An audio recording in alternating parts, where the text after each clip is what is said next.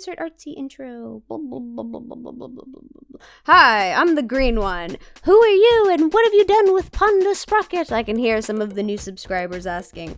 Guess when it's really easy to tell you haven't watched some of my artsy videos.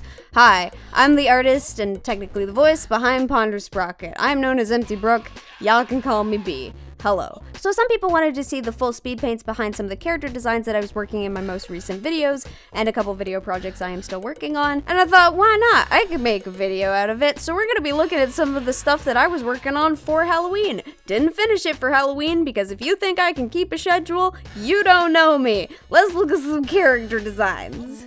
So first up we have the Harvest Witch, which at this point, witch at this point, okay. This is probably the one that is most like Halloween at this point, just because the harvest season, but again, you could just tie it to the harvest season. She wouldn't entirely have to be Halloween, except for the fact that she's a witch. I took some general inspiration from like modern witches versus old-timey witches, as well as some fantasy witches, which is sort of where there's a lot of witches in this explanation, goodness gracious. That's where the book came from. I wanted to give her poofy hair, mostly because I wanted the underside of her hat to glow. And I was like, okay, the poofy hair will be so much better. But I screwed up the glowing because it should have glowed onto the hair. And I didn't do it appropriately like an idiot. So now the hat doesn't glow, it's just colored very brightly in contrast to the hair. Oh, and for people who generally want to know, I use Photoshop. I use the default round brush unless I'm going for a very specific texture. Hardness 100%, flow 100%, opacity 100%, spacing 0%, brush size 15 pixels. This is for line art. For sketching, I use the same brush, but with the opacity at about 70%, the flow at about 40%, and the size at 9 pixels. I do this basically every time unless I forget to change the settings, but I generally always sketch in a smaller, less hard brush to make inking easier. There you go. So originally she was gonna have a short hat, but it was gonna be tall, but I was kind of limited by the size of the canvas that I had given myself, so I was like, all right, let's just give her a really long hat. And that ended up working perfectly, because I was able to turn that in kind of an upside down flame, which ended up being really cool, and I'm pretty happy with the result. I also gave her a corn belt, because why not? Originally it was just gonna be gold, but after I colored it gold, I was like, this needs a little more. Wait a minute, I could totally make it into corn, it's perfect. I also went with the puffy dress because I thought it worked really parallel nice with the puffy hair that I gave her, so I was like, ah, perfect, it ties in, it's great, lovely. One thing that I didn't end up liking in terms of like the character design itself, in terms of uniqueness, was like, she kind of made me think of Shauna from Gem and the Holograms, especially after I started coloring her. Now to be fair, I wasn't originally gonna give her purple hair, but when I put the orange on her, I was like, okay, what contrasts this the best? Purple? Yeah, okay, purple makes sense. And then I was like, okay, I should probably use purple a lot more across this piece. Originally, her sweater was gonna be purple, but it didn't actually look as nice as I thought it would. So I started asking friends, like, okay, well, what should I do? I think not originally, but at some point, I did go with a white design, and that didn't work at all. Somebody suggested orange, and I was like, oh, okay, that might work. I'll just use like a different tone for it. Oh yeah, there's the corn belt.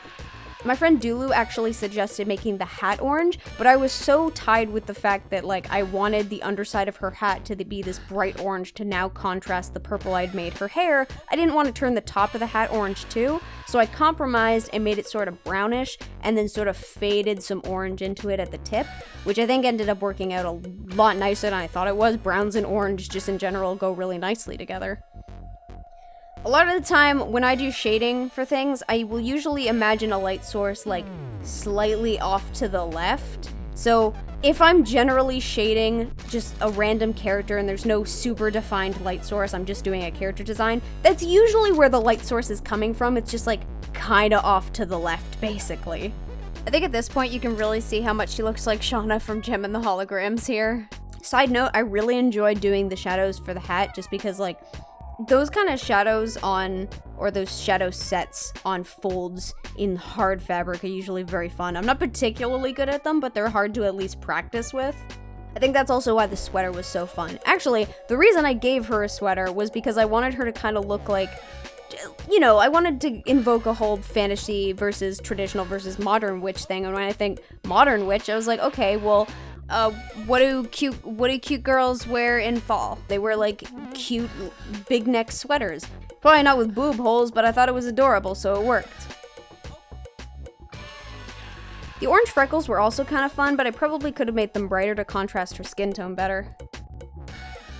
And that's the Harvest Witch. Overall, I'm pretty happy with how this one turned out. She was the first one of these that I managed to finish, and probably the one that actually got me to work on the other ones as much as I ended up doing after not being able to work for most of September. So thank you, Harvest Witch, I appreciate it. Next up is the Mindful one. Overall, this one is probably my favorite out of all of them. I went for like a culty tech sort of thing, or a tech cult type thing, definitely inspired by Cthulhu mythos. Originally, you could see it in the sketch thing, the character was supposed to have tentacles on their face, which would have given a lot more credence to the whole like Cthulhu thing, but I just couldn't get it to work, so I scrapped that whole thing and I was like, okay, I'm just gonna make under the hood complete shadows, but I'm gonna give them extra eyes so that it can really pop out and sort of just have that little extra eerie feel. So all of the characters that I was making for this Halloween set were all supposed to tie into a different color. There was going to be cyan, yellow, magenta, blue, green, red, orange, purple, pink, black, and white, but I didn't end up getting all of them finished.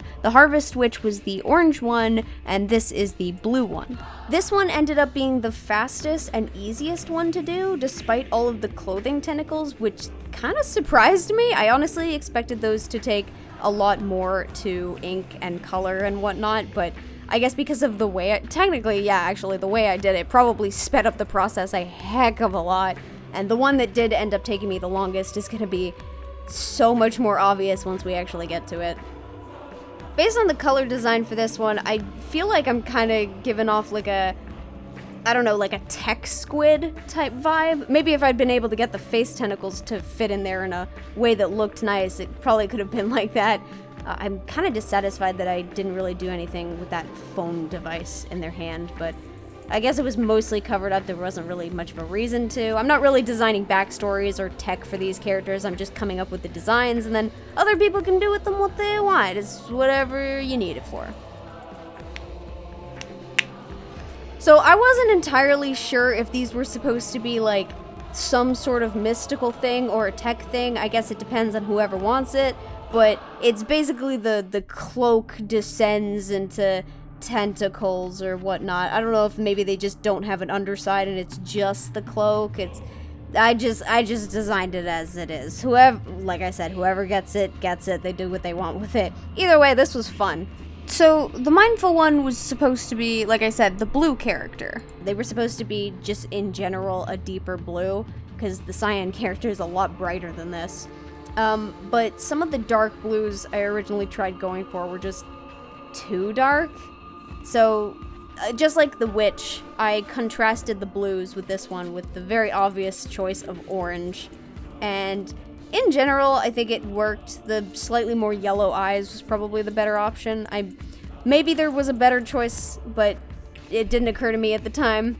And in general, I had to put the lighter blues at the bottom to sort of just offset the dark that I had gone for at the top. Like, I already had the heavy shadows, and I made that part of the cloak so much darker. So I was like, okay, go with very, very light blues. And then we had, like, the tattoos across the whole body, which was mostly ocean inspired, but I put like a little eagle kind of design on the neck, which I thought was nice. And then you got like the robo arms that kind of just make me think of Cable from Marvel, but significantly more twinky. Shadow stuff like this, where you kind of just have to like do a big section of shadow, fill it in, and then just erase a whole bunch, because that's how I do my shadows. I fill in the space and then I erase what I don't need. That kind of stuff is always really fun on big cloak pieces like this, because you can get that nice gradient in some places, and I really do think that looks nice. You know, funny thing, despite this being one of my favorites, or probably my favorite out of the bunch, I don't really have a whole lot to say about it. It was kind of just a tech Cthulhu cultist, but with extra eyes. So like Raven from Teen Titans, except yellow. Well, I mean yellow in the eyes. You know what I mean. And we'll have some little spots all over the blue part, and it kind of looks like, what's it called? Ocean dust. Yeah. Sea dust? Ocean snow. Sea snow. There's a word for it. Ugh, I don't know. Anyways, that was the Mindful one. Fun fact, throughout this whole freaking video, I've been calling it the Mindless one, so guess how many times I had to re-record things. Woo! Like I said, probably my favorite out of all of them. Hopefully whoever gets them really enjoys the character, because they were very fun to do. Alright, now we're moving into the Orobo Nurse, whom I kind of expected to be a favorite for many, mostly just because of the nature of what she was inspired by, because, surprise, she was inspired by yandere girls and nurses. Also, the Ouroboros, which is why I'm so clever with that stupid name, Orobo Nurse, ha ha ha ha, kill me.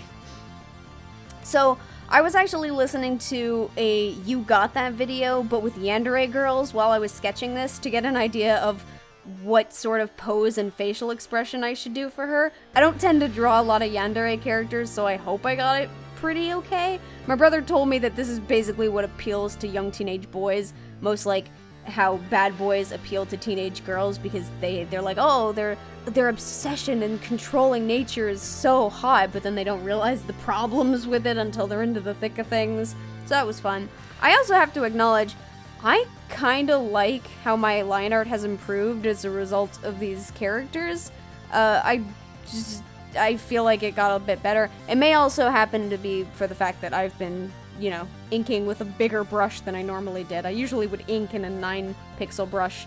The 15-pixel brush makes a huge difference. Oh my goodness.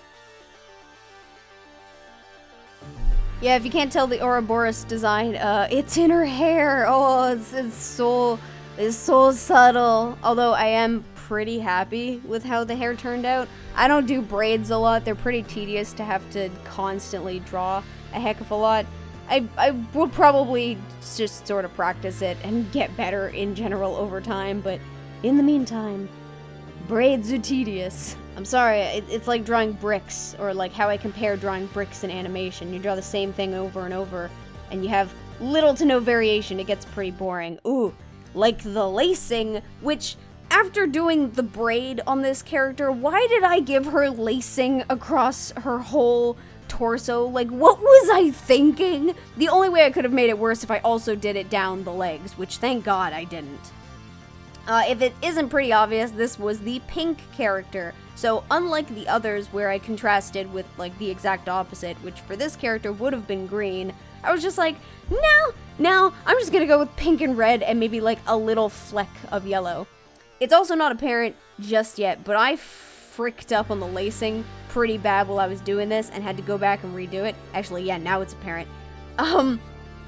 But I had to go back and redo it, and I actually missed a spot, and I didn't notice that until later, and the fact that you can still see it in this recording, ooh, oh, it kills me inside, I swear. Actually, the nurse kind of just gave me an idea where, like, oh, maybe I should do just, like, a bunch of different yandere type characters and just sell those as an adoptable batch. I mean, that could be fun. I don't really experiment in faces like that. And, which, like, why? Facial expression can be so fun. I feel like I haven't had a lot of time to just experiment with characters, so maybe I should do that a lot more once I go on break. Which is, oh, it's coming up. Oh, yes. Let me just... Ugh. The one thing I will say about the braiding, shading the braids was pretty fun. I will just admit to that wholeheartedly. So I don't know if it was apparent here, but this character was supposed to be pretty big, like around the hip area.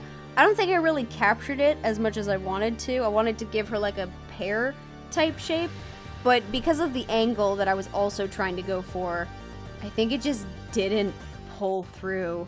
It didn't end up being as exaggerated as I wanted it to, so that is definitely something I'm gonna have to practice on for different future pieces. Oh, and because I didn't know what to do for her legs, we got mutilated stick legs, because why not? I also colored her eyes orange because I felt it matched the little tie thing for her Ouroboros hair design, and it in general worked. Oh yeah, and I'm using different brushes for blood because blood and bruises. It's not quite the same as skin tone or regular skin tone. So that was the Orobo Nurse. I feel for whoever ends up owning that character with that stupid name. I'm sorry. The Orobo Nurse. Orobo Nurse. Orobo Nurse. Oh, I must have thought I was so freaking clever when I came up with that. Ugh! Alright, next. So I apologize for this one. I don't actually have the footage of me sketching this one because this was the first one I started with, and it was before I decided, hey, maybe recording these would be a good idea. So the entire sketch process of this one is not a thing, which honestly is actually probably a good thing because I was having a lot of trouble when I was sketching this one, like particularly tablet trouble. My tablet pen would kind of just jump vertically on the page, which is why there are like a whole bunch of vertical lines at the bottom of her dress. You might be able to see them a little bit, but I think I mostly erased them. But I managed to get that issue fixed, which is why I was able to finally come back to this and not absolutely hate it. So I said in one of my videos what this character is inspired by. She's mostly inspired by Monica from Doki Doki Literature Club, Sailor Moon in her bridal gown, various depictions of demons, general gothic wedding attire, and the silence from Doctor Who. Definitely a bit of that. This is the one that I kind of expected to maybe be the most popular, just because so many people have expressed interest in her design, at least on that video. Plus, she, for some reason, ended up on, like, the What's Hot page on DeviantArt, which never happens to me. Like, what the hell? I guess I was right. She was going to be the most popular. She's probably overall my favorite concept. Maybe not the best execution. I wanted to give her more of a... Well, I'll discuss the dress thing later, but I definitely feel like I could have executed her a little better. The colors... Definitely. The hair could have been a lot better.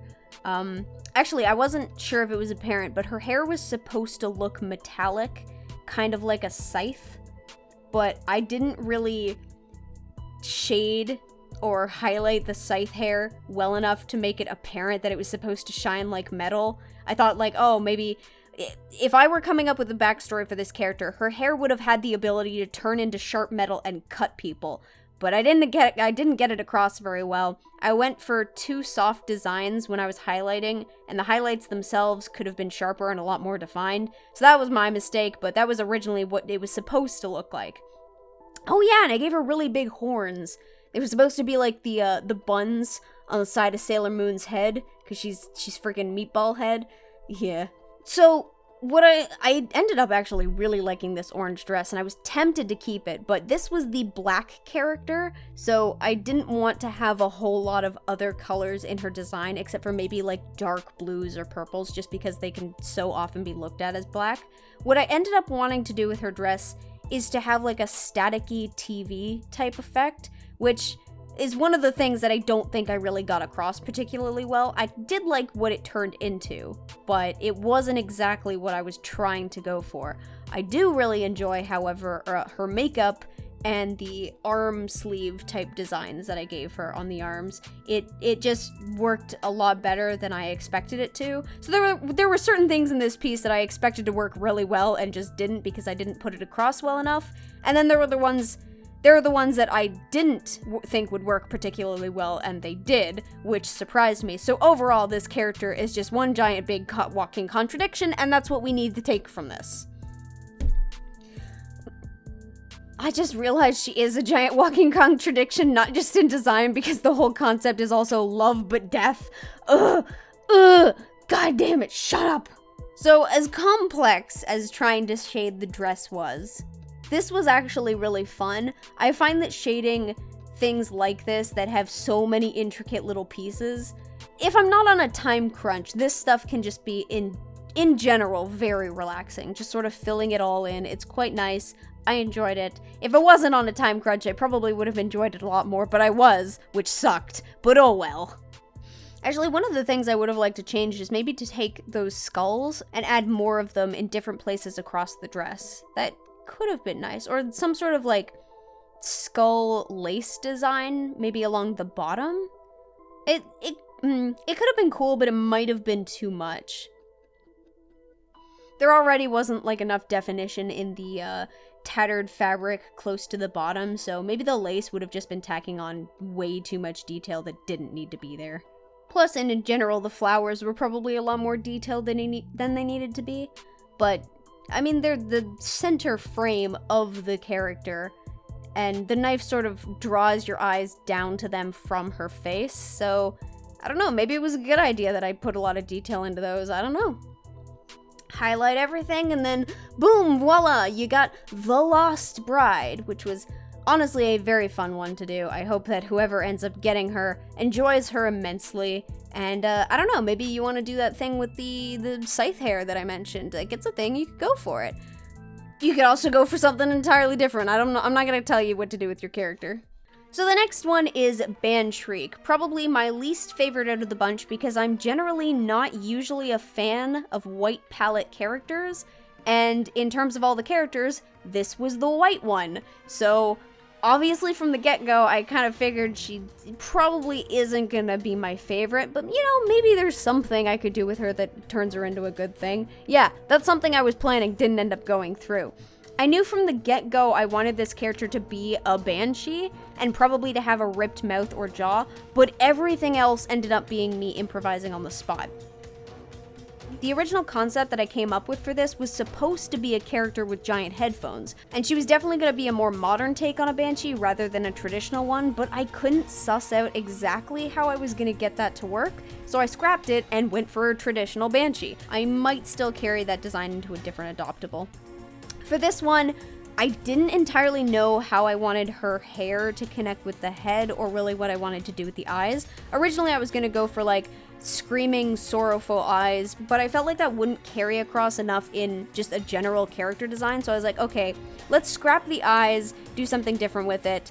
I gave her extra joints on the arms to make her kind of more, her silhouette a little more recognizable. I gave her pearls to make her seem kind of like an operatic singer, blah blah blah. She was originally gonna have a kind of like one of those shawls or whatever that you sometimes see opera singers wear, but with the added joints in her arms and like everything else, it just made the piece way too busy. So I was like, okay, well I'll just scrap this. She's already got double jointed arms. It's fine.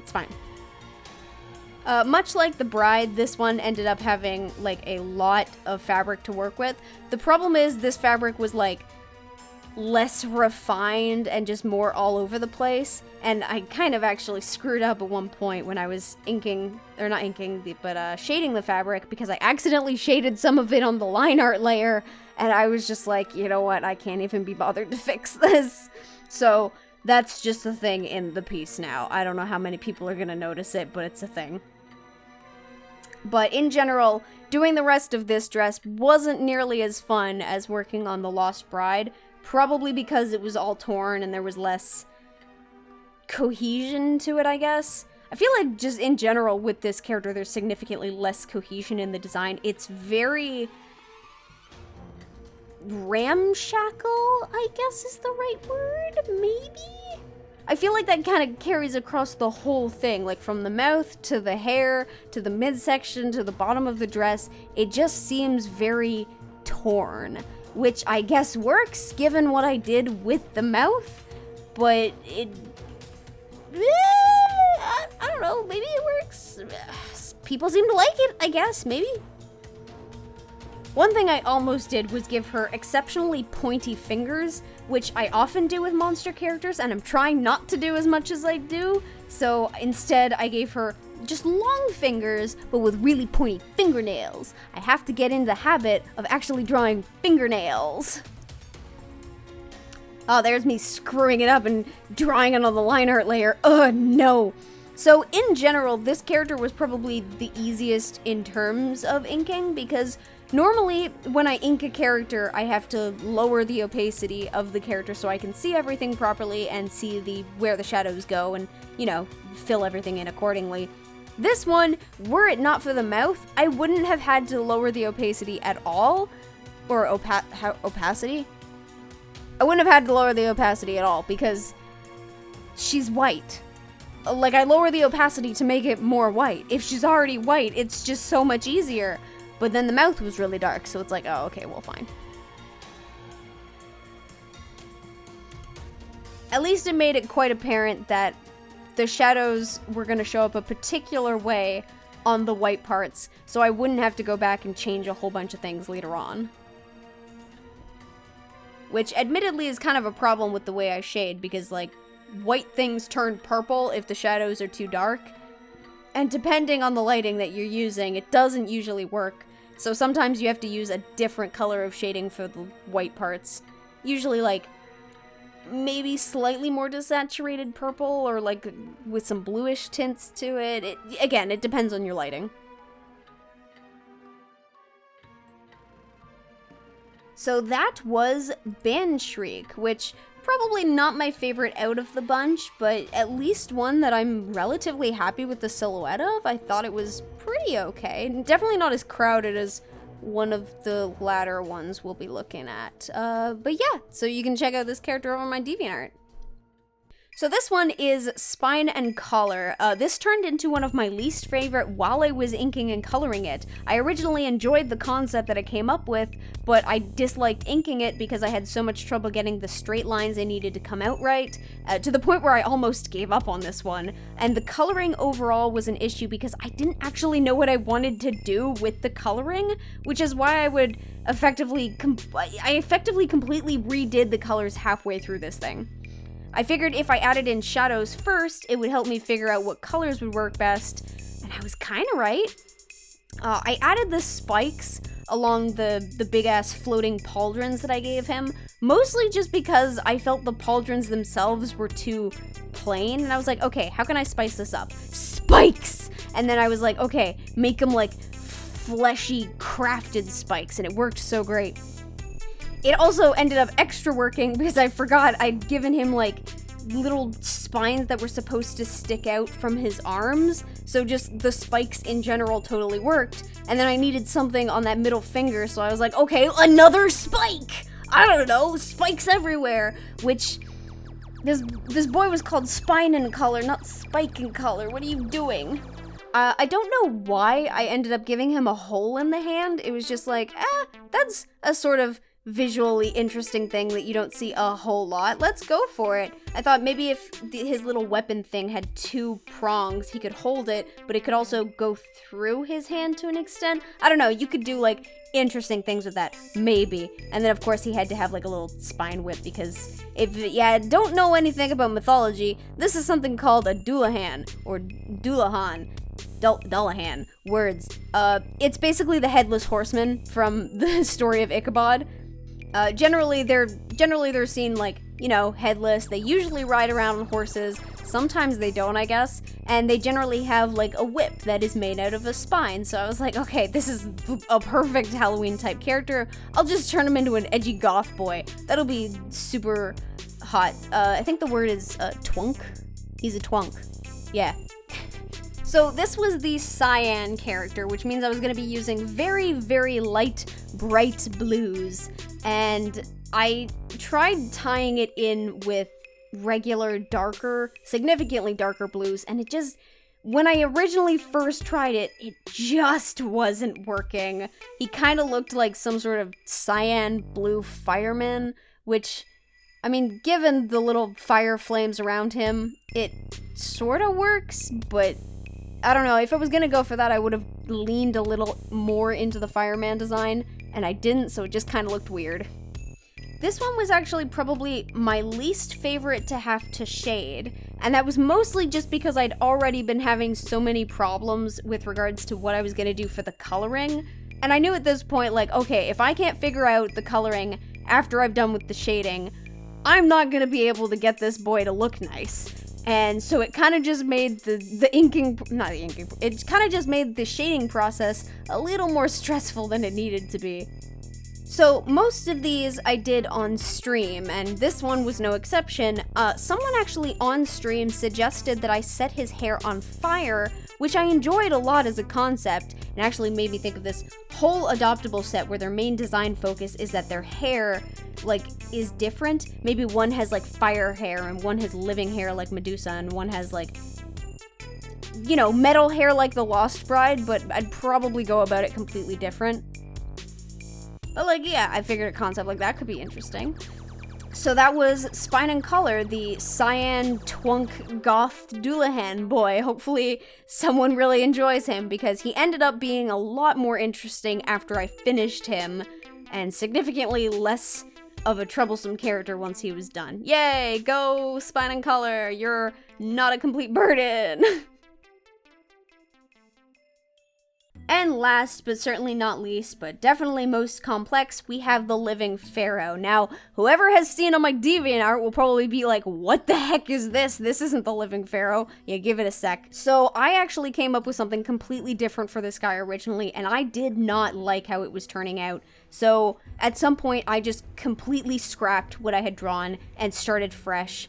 I wanted to give him a really gangly kind of look right from the get-go, which you could probably see in that original sketch, but I definitely accented it a lot more here. I kind of wanted to make him look like there's no way he would actually properly, comfortably fit in his sarcophagus, which hopefully that gets across well. I sort of just imagine him like laying back and having his legs like splayed up behind him because he's massive and just doesn't fit. I'm overall pretty happy with how this character looks, but the one thing I kind of dislike is the fact that he sort of looks like Scarab from Mummies Alive, which was my only real dislike of the character's design. Originally, I was also going to give him a headdress, but Scarab also wears a headdress of some fashion. I don't know the name of the specific one, and adding the headdress probably just would have made the comparison a little more apt, so I'm glad that I left it out.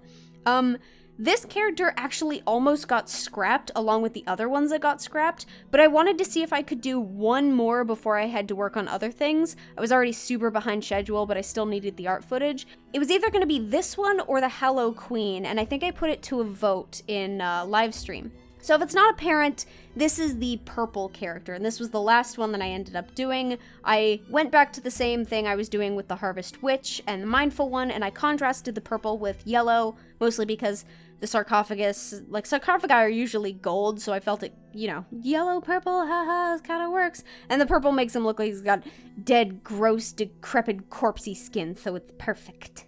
The sarcophagus design is honestly pretty meh. I definitely could have done a lot more with it, but the whole process of making this character was already complex enough. I don't think I needed to overcomplicate it by really focusing a lot more on the sarcophagus.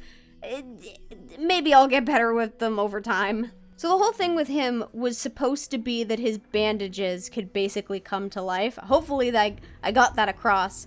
The writing on the cloth on his, like, general nether region area doesn't actually say anything. I was just jotting down either hieroglyphs I remembered or ones that I could see in the sarcophagus pictures that I had been looking at as reference for this piece. So it doesn't actually say anything. If somebody wants to make it say something, they can make it say something. The shading for this one was pretty fun to do. I think in general the biggest problem was that there was so much of it I had to do, especially because I don't like drawing bandages just as like, oh, line, line, line, line. Like, it's boring. I generally want them to, like, overlap and sort of bunch up, and maybe they're not put on properly. Because the one arm and the neck is kind of like that, but everywhere else I tried to make them at least jut out and not be exactly lined up with the body. It's just so boring. And the problem with that is that it means there's a lot more intricate inking to do, and that is very time-consuming.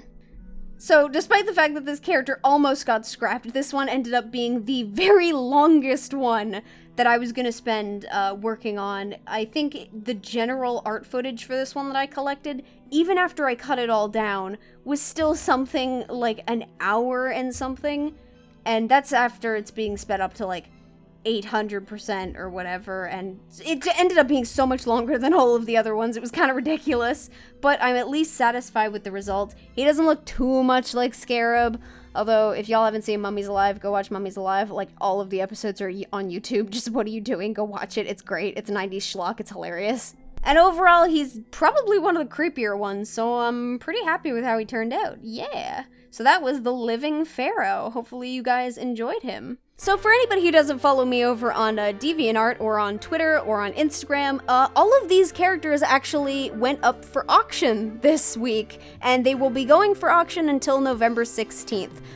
They are characters that you can effectively use however you want. You can use them in commercial and non-commercial uses. If you want to put them into a comic book, you can do that. If you want to put them on t-shirts, you can do that. You can do whatever you want with the characters, basically. The only stipulation is that the for sale artwork is not something you can use. I'm mostly mostly just selling the character designs. So if anyone is interested in purchasing one of these character designs, they're over on my DeviantArt page and you can follow the link in the description. I do adoptables over there sometimes. They're pretty fun. I like character design, and I don't always need the characters, so if somebody else wants to use them, there you go. Hopefully you guys enjoyed this bit of an artsy video. I know it's potentially different from what some of you newbies may have subscribed to me for, but I like to mix in some art stuff now and again. It's a nice de-stressing moment. So thank you for joining me, and before we go, of course, can't forget, fan art feature! First to be loved, we have The Beefy Boy by Cxxy. For anyone who doesn't know, this guy, he's canonically called the Big Guy, was actually the main character of the comic book that Ponder Sprocket was originally supposed to be from.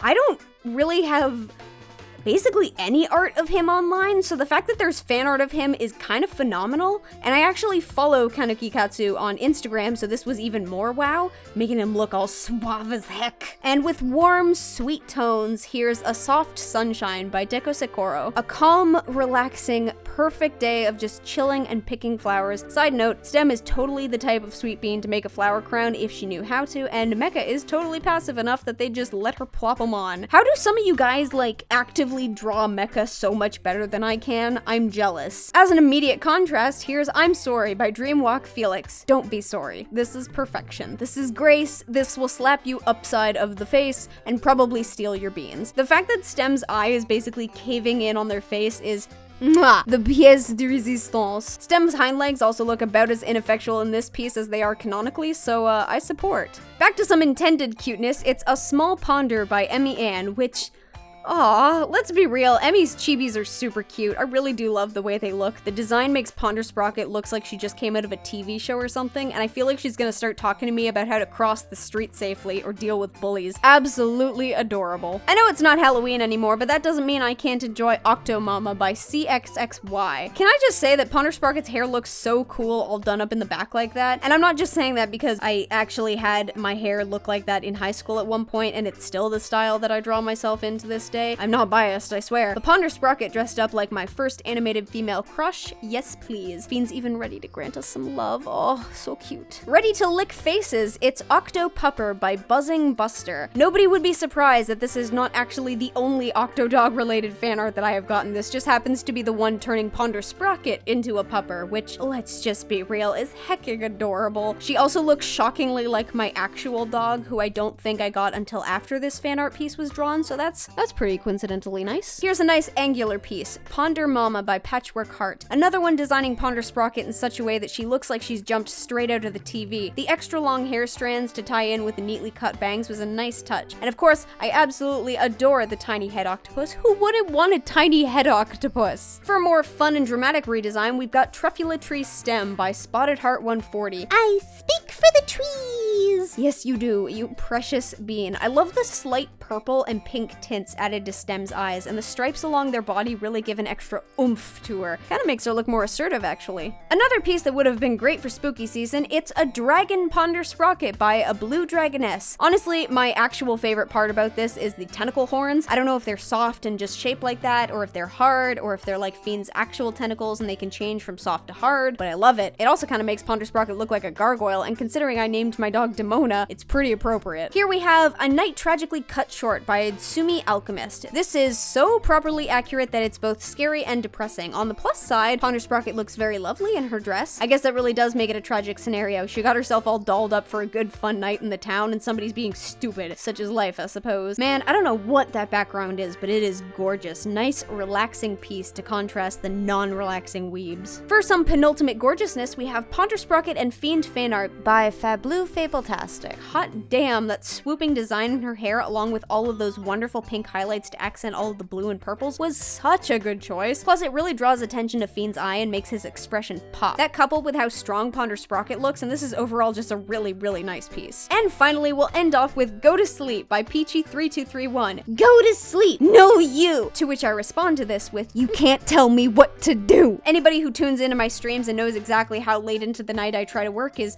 very much aware of how accurate this piece is. However, I feel personally attacked by these fabrications, and so I'm making a video exposing you. Dun dun dun. If you like any of these pieces, please don't hesitate to give the artist some love with the links I have provided in the description. My links are also down there, and I'm not the Octomama, so bye!